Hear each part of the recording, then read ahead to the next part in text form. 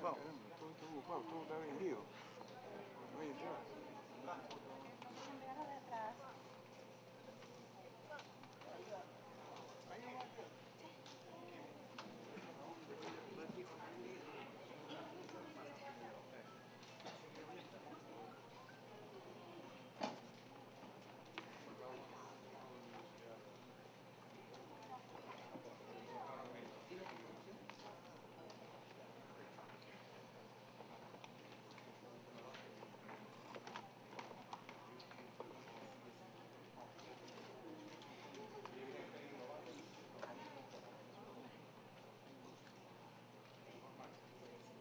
Señoras y señores, tengan ustedes muy buenas tardes. El Congreso de la República da la más cordial bienvenida a todos y cada uno de ustedes a este foro Sistema Nacional de Gestión del Riesgo del Desastre.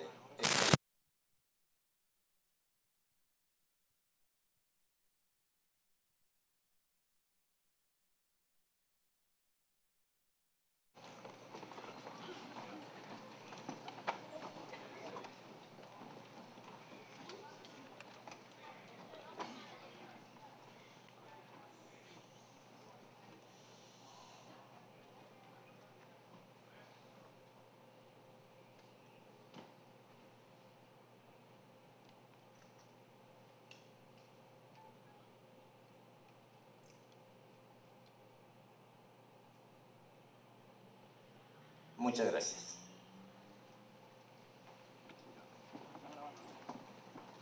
A continuación, palabras de bienvenida al evento por el señor congresista César Segura Izquierdo, al quien le recibimos con fuertes palmas. Gracias. Primeramente, gracias a Dios por estar aquí con todos ustedes, con esta mesa principal muy importante. Saludar a la ingeniera Egna Jaime Espinosa, a Gilberto Roberto Ceballos, al coronel Edgar Ortega Torres, al contraalmirante Julio Fluker, al doctor Hernando Tábara y al doctor Gustavo Zavala García. Estimados amigos y amigas, hoy les doy la bienvenida a este recinto del Congreso de la República para reflexionar sobre el funcionamiento del Sistema Nacional de Gestión del Riesgo de Desastres en el Perú. Para ese objeto hemos convocado a los especialistas de los diferentes órganos del Estado y a la sociedad civil, quienes expondrán dentro del marco de sus competencias sus funciones y acciones que realizan y deben realizar para prevenir y enfrentar los fenómenos naturales. No debemos olvidar que América Latina, entre ellos el Perú, se encuentra ubicado dentro de una zona de alta actividad sísmica, el llamado Cinturón de Fuego del Pacífico, que une América con Asia, y a lo largo de este cinturón se dan el 90% de todos los sismos en el mundo y el 80% de los terremotos más grandes. Ante tal circunstancia, en los últimos años, la preocupación se ha desplazado hacia las comunidades que sufren los daños. Entonces, la vulnerabilidad de las comunidades aparece como el principal determinante de los daños causados por los desastres. Razón por la cual es necesario realizar las acciones necesarias para la reducción, y en este contexto las políticas de desastres deben ser tomadas como estrategia de desarrollo sostenibles por el Estado. En consecuencia, la prevención de desastres se fundamenta en las políticas públicas, que deben ser compartidas por toda la sociedad entre las distintas alternativas e instrumentos de política y planes de ordenamiento territorial con un enfoque preventivo en todos los niveles de gobierno. Todos estos temas los reflexionaremos con más detalle, y por lo cual doy la bienvenida a todos los presentes y felicito a los señores aquí presentes en la mesa principal. Nosotros que hemos estado desde muy pequeños, como conversaba con el contraalmirante Julio, en nuestra pequeña edad, en los inicios de nuestra vida, a los 6, 9 años, nos han marcado justamente el recuerdo, aparte de los cariños de nuestros padres, en el recuerdo de los desastres o fenómenos naturales. Y la consecuencia de ellos es el desastre. Pero el desastre que en muchos queda en la conciencia de cada uno de nosotros, marcado profundamente. Mi mayor recuerdo de niño es el cariño, como vuelvo a repetir, de nuestros padres, la felicidad que teníamos en ese momento, pero enmarca entre paréntesis justamente esta experiencia. En el 2007 en Ica, en la cual yo represento como congresista, tuvimos un terremoto, por todos ya conocido. Luego de eso vinieron una serie de acciones, de simulacros. Pero yo tuve la suerte de trabajar en una empresa que estaba dentro de un marco de sistema de calidad en el servicio, de sistema de calidad de procedimientos. Y uno de los requisitos era justamente este tema de prevención. Así que hicimos un simulacro interno. A los pocos días hubo un sismo. Y al pararme de mi oficina, que era prácticamente un cubil, le decían, pues, ¿no? Porque era puro vidrio, pude ver cómo el 99% del personal había reaccionado de acuerdo al simulacro que le habíamos dado. Todos fueron al círculo de seguridad. Obviamente estábamos en un piso, en un primer piso, ¿no? Pero una sola persona, y como le decía, le comentaba el contraalmirante, me acuerdo mucho de su nombre, me acuerdo el nombre de todos, pero recuerdo específicamente a esta colaboradora, que fue la que no sabía qué hacer y hizo todo lo contrario a las medidas de seguridad que se habían dado en este simulacro. Porque justamente era una de las personas que había estado en todas las capacitaciones, pero era la más reacia, la que no le gustaba, la que no accedía de manera voluntaria a una reunión, sino de manera obligatoria.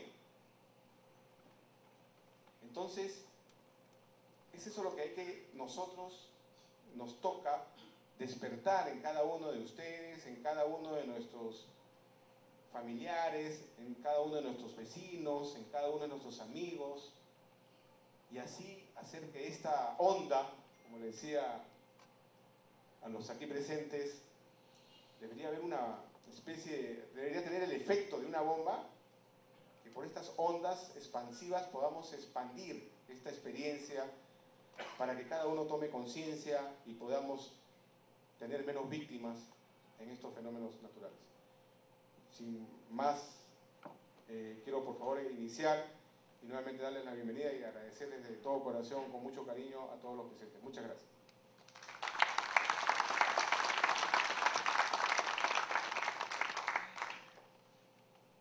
Continuando con este importante foro, invitamos al contraalmirante de la Armada Peruana, Julio Miguel Luker Yepes, secretario de Gestión del Riesgo del Desastre de la Presidencia del Consejo de Ministros, sobre el tema Sistema Nacional de Gestión del Riesgo del Desastre. También lo recibimos con fuertes palmas.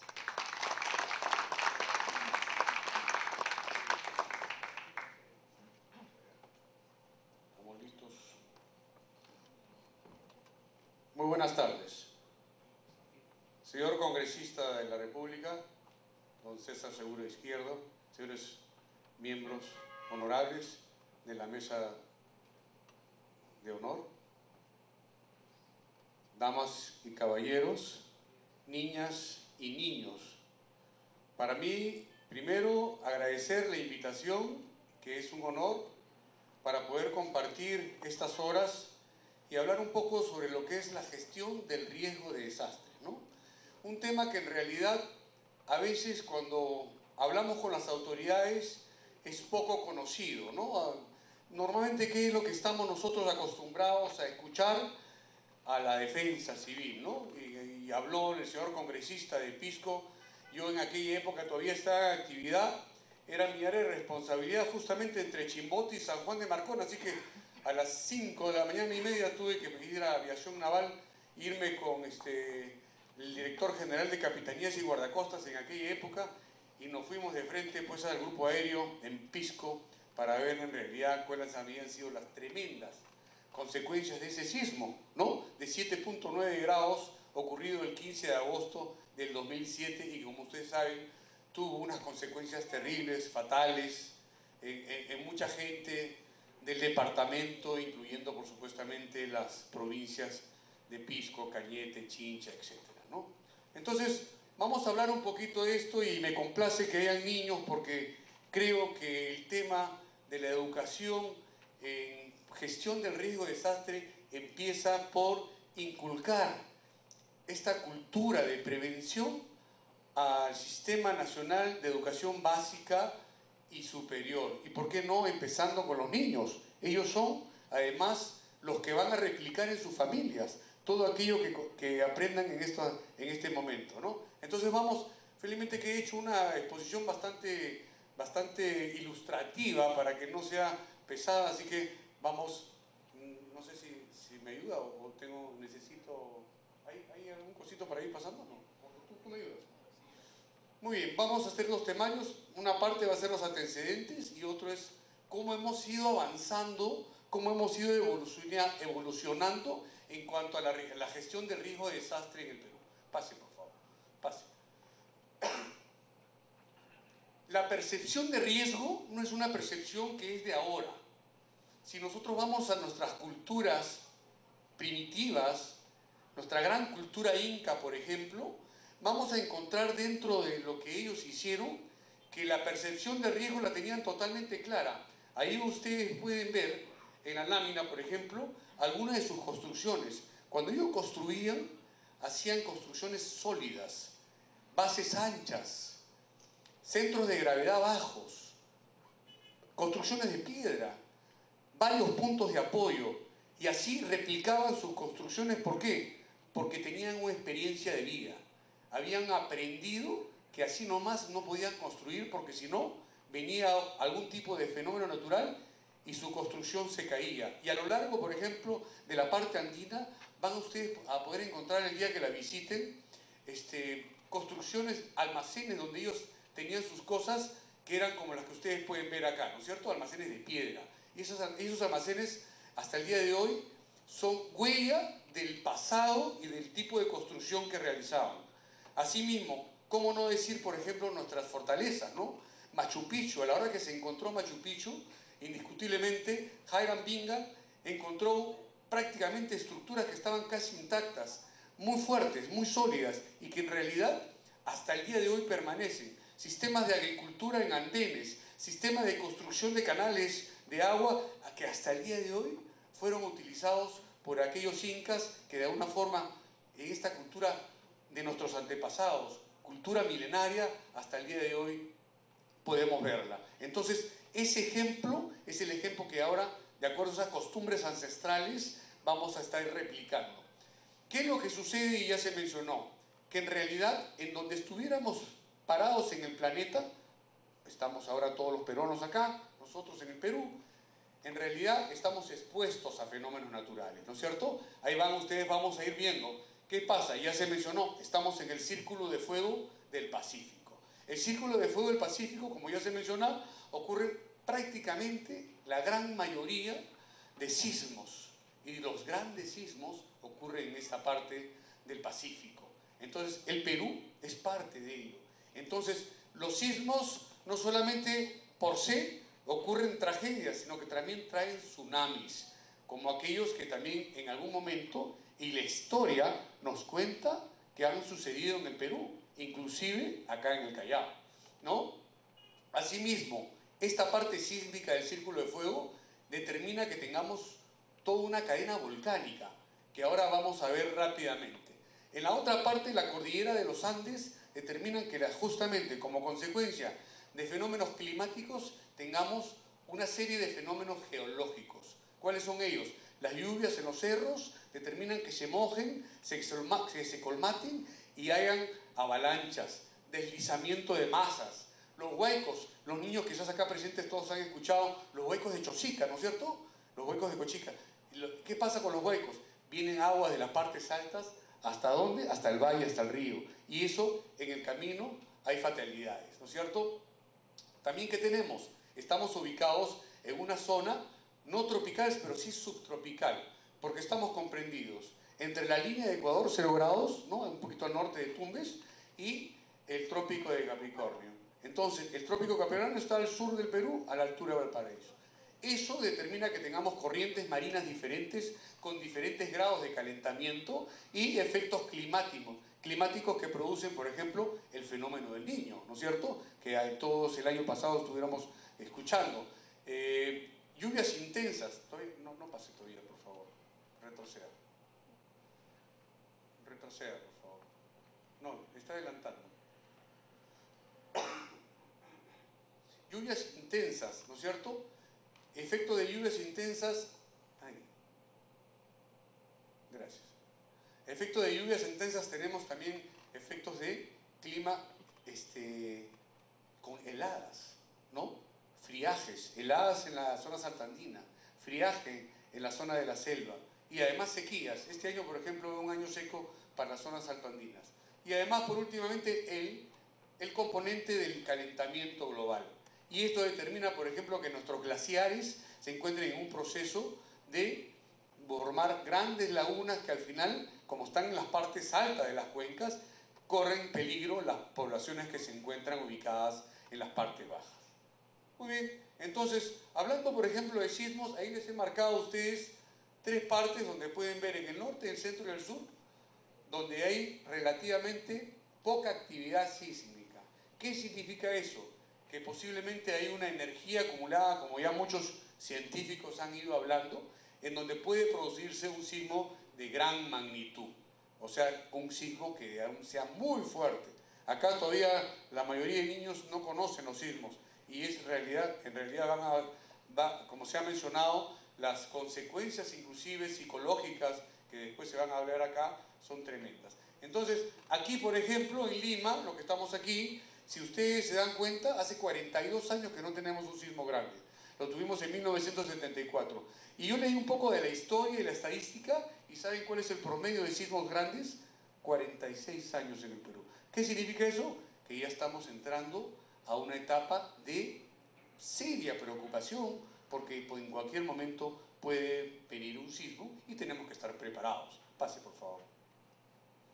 Los sismos, como le dije, tienen consecuencias también con tsunamis que se producen en el agua, ¿no? Cuando el sismo se produce en el mar y a una profundidad menor de 10 kilómetros, puede ocurrir un tsunami. Y acá, en 1746 en el Callao, un tsunami barrió prácticamente con el 90% de la población chalaca. En el 2001, como consecuencia del sismo en Arequipa, hubo el último tsunami en la parte de Camaná y donde hubieron varios fallecidos. Entonces la gente que está en la costa también tiene que estar preparada. La actividad volcánica de Lubinas, estuve hace poco en Lubinas y en realidad teníamos población muy cerquita a Lubinas. Es el volcán más activo que tenemos en la parte de la cadena de fuego, en la parte sur del Perú. Y hay gente que requiere ser reasentada. Es un tema complicado porque al final vamos a ver que la vulnerabilidad de las personas que tenemos nosotros asentadas en diferentes lugares del Perú están cerca a donde ocurren fenómenos naturales.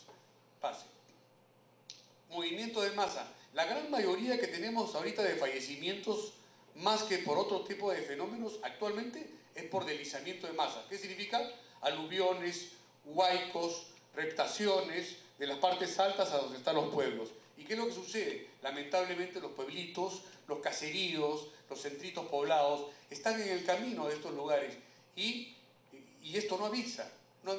Por eso es que hay que tener una cultura de prevención, como ya le he mencionado. Las inundaciones, el efecto del cambio climático. ¿Qué es lo que está sucediendo? A partir del año 2012, por ejemplo, en la selva, donde ustedes ven acá, los caudales de los ríos principales, ¿no? Marañón, Ucayali, Guayaga, Amazonas, están teniendo sus máximas capacidades superiores. Y eso determina que, por ejemplo, la gente pobre que está sentada y que durante muchos años estaba sobre una cantidad de altura de sobrepalos, ahora cuando viene la crecida de estos ríos, también se han afectado. Y eso es lo que está sucediendo. Estamos de cambio, donde las marcas las estamos todas dejando atrás. Estamos haciendo nuevas marcas. Pase. Las heladas y friajes, estamos trabajando hace 5 años en heladas y friajes. Esto es un fenómeno que es todos los años en el Perú. Todos los años sucede. ¿Y saben hasta cuándo baja la temperatura en esas zonas altas del Perú, más arriba de los 3.500 metros sobre el nivel del mar? A menos de 18, menos 20 grados. Imagínense estar ustedes viviendo dentro de una congeladora. Eso es más o menos. Y la gente tiene casas humildes, y la ropita no es la adecuada, y tienen que ir al colegio. Esas son cosas que tenemos que lidiar. Pase, por favor. Las sequías. Y cuando llueve, ¿por qué llueve? Cuando no llueve, ¿por qué no llueve? Y este año, por ejemplo, en muchas zonas lo que sucede es que hay sequía. ¿Y qué cosa es lo que sucede con la sequía? No hay pasto para el ganado adelgaza, el ganado se muere. Y la gente pobre, que de alguna forma sus medios de vida es con un pequeño rebañito de camelios sudamericanos. A ver, los niños, ¿qué cosa es un camelio sudamericano? A ver, dime uno de ellos. Uno. La llama, muy bien, la alpaca. La alpaca es uno de los camelios sudamericanos que más se cría en estas zonas. Y ellos, pues, de alguna forma se ven afectados. ¿Y qué pasa? Los pobres se convierten en más pobres porque su ganado muere. Pase. La desglaciación, otro problema. Antes todo era blanquito, ahora todo está marrón. ¿Y qué sucede? Esa agüita forma lagunas, y esas lagunas al final, que están en las partes altas, empiezan a crecer. Y si los diques que las contienen fallan, toda esa cantidad de agua baja hacia los valles y causa un desastre, como ya vamos a ver. Pase. Por ejemplo, acá la laguna Palcacocha, Huaraz, una zona hermosa, la Suiza peruana, ¿no es cierto? Pero ya sucedió una vez. En el año 1941, el dique que contenía esa laguna se rompió. Y fíjense lo que sucedió acá. Bajó una tremenda cantidad de agua hacia la ciudad de Huaraz, porque justamente está en la acometida de la ciudad de Huaraz, y mató. En realidad las estadísticas hablan entre 1.000 y 5.000 personas. No había mucho control en esa época. Ahora, ¿qué es lo que está sucediendo? Miren, vean. En el año 74 esa laguna tenía cerca de 500.000 de metros cúbicos. El día de hoy, al año 2015, esa laguna tiene 17,5 millones de metros cúbicos. ¿Qué es lo que sucedería si esta laguna de acá, que como ustedes pueden ver, se vuelve a romper o por efecto de un temblor, parte del glaciar cae encima y produce una ola y se desborda? ¿Saben cuántas personas estarían en su cauce de esa laguna? ¿Tienen idea? 45.000 personas. Ya no serían entre 1.000 y 5.000.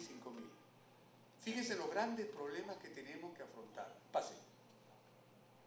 El fenómeno niño, ni hablar. Todos han escuchado el año pasado el fenómeno niño, nos visita frecuentemente, ¿no es cierto? Y contra el fenómeno niño, ¿qué sucede? Lluvias intensas. ¿Y qué pasa cuando el cauce del río acoge a una gran cantidad de agua y no está preparado para ello? Se sale por los costados. ¿Y qué pasa si el agüita se sale por los costados? Inunda las zonas agrícolas, inunda los centros poblados. ¿Y qué pasa si hay niñitos por las calles, o los abuelitos, o personas discapacitadas? Y el agua llega, se puede morir, ¿no es cierto? Entonces, ¿qué tenemos? Que prepararnos. Y eso es lo que hicimos el año pasado. El año pasado tuvimos una gran preparación, una gran reducción del riesgo en cuanto a la ocurrencia del fenómeno del niño.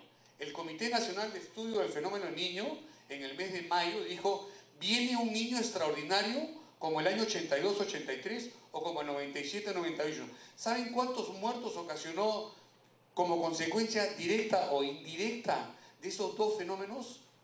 9.000 muertos. 9.000 muertos. ¿Saben cuántos fallecidos hemos tenido 2015-2016 como consecuencia de este fenómeno niño, que no fue extraordinario, pero fue moderado y fuerte en algunos sitios? 20 muertos, solamente en zonas altoandinas por deslizamiento de masas, no en las zonas de costa donde están los grandes y mayores efectos, como sucedió en otros momentos. Ahí vean, por ejemplo, unas fotitos, qué es lo que sucede. todo se convierte en una desgracia, ¿no? Los puentes se rompen, las carreteras se rompen, las casas se caen, etcétera, etcétera. Pase, por favor. Miren, ven cómo se inundan las calles, ¿no es cierto? Pase, por favor. El cementerio del Mampuesto, acá se rompió un dique, que acá ustedes lo ven, y fíjense.